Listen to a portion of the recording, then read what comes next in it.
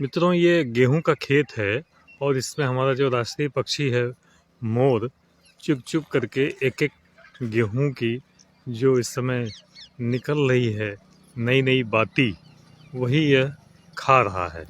अब आप समझ सकते हैं कि इस राष्ट्रीय पक्षी को हम सब कोई उपचार भी नहीं कर सकते हैं, और जो किसानों की खून पसीने की गाढ़ी कमाई से बामुश्किल से जुताई के बाद उसके बाद फिर सिंचाई हुई, फिर पानी सूखा, फिर उसके बाद फिर जुताई हुई, फिर गेहूँ बोया गया, और उसके बाद में गेहूँ जब थोड़ा थोड़ा उगना शुरू किया तो आप देख सकते हैं कि यह जो राष्ट्रीय पक्षी मोर है किस तरीके से धीरे धीरे गेहूं की उस डोभी को, जिससे डोभी मतलब जो एकदम अभी पुलकित अवस्था में है, वह ये चुन चुन करके खा रहा है। अब आप समझ सकते हैं कि गेहूं का कितना नुकसान होगा। एक्चुअल जो चाहिए वह ये नहीं मिलेगा।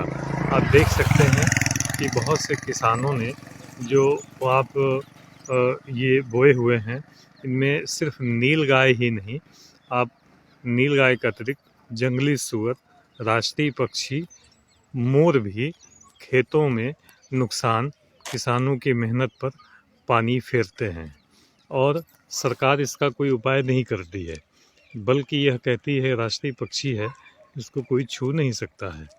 आप समझ सकते हैं कि यह राष्ट्रीय पक्षी मोर कितना नुकसान करता होगा कि जब यह अपने झुंड में अपने साथियों के साथ झुंड का झुंड आता होगा, तब आप समझिए कि कितने गेहूं को ये ख़राब करता होगा।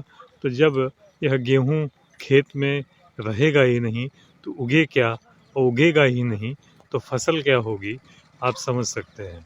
और इस समय हम अपने सुल्तानपुर गृह जनपद के बंधुकार गांव में गेहूं के खेत में खड़े हैं, और आपको अगर देखना ही होगा तो इस रात्रि में और भी आपको जंगली जानवर दिख जाएंगे।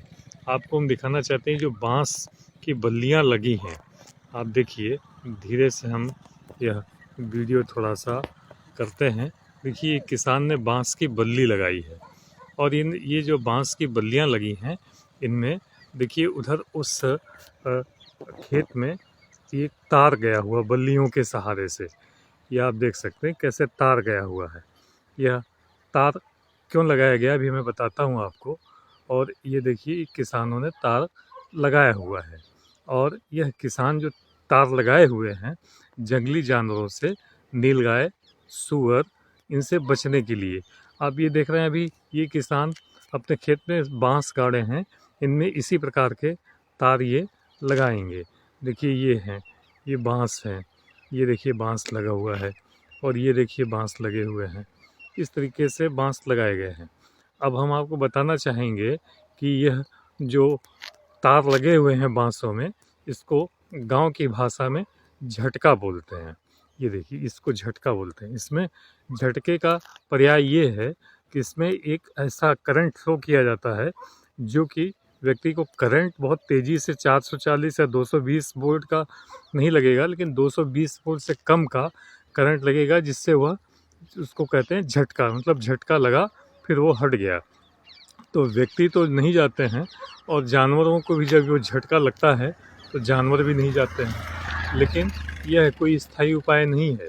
कुछ दफ़ा ऐसा होता है कि इस झटके को भी झुंड के झुंड नीलगाय और जंगली जानवर तोड़ देते हैं। तो जब ये बांस गिर जाता है तो झटका निरर्थक हो जाता है।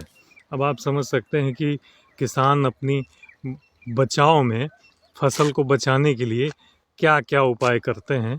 सरकार बहुत से दावे करती है, लेकिन वो धरे के धरे रह जाते हैं।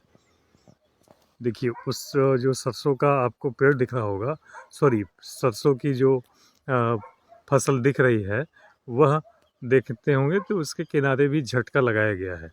अब देखिए कितने इत्मीनान से राष्ट्रीय पक्षी मोर गेहूं के चुन चुन करके खा रहा है। अब जब गेहूं इसमें रहेगा ही नहीं तो उगेगा क्या।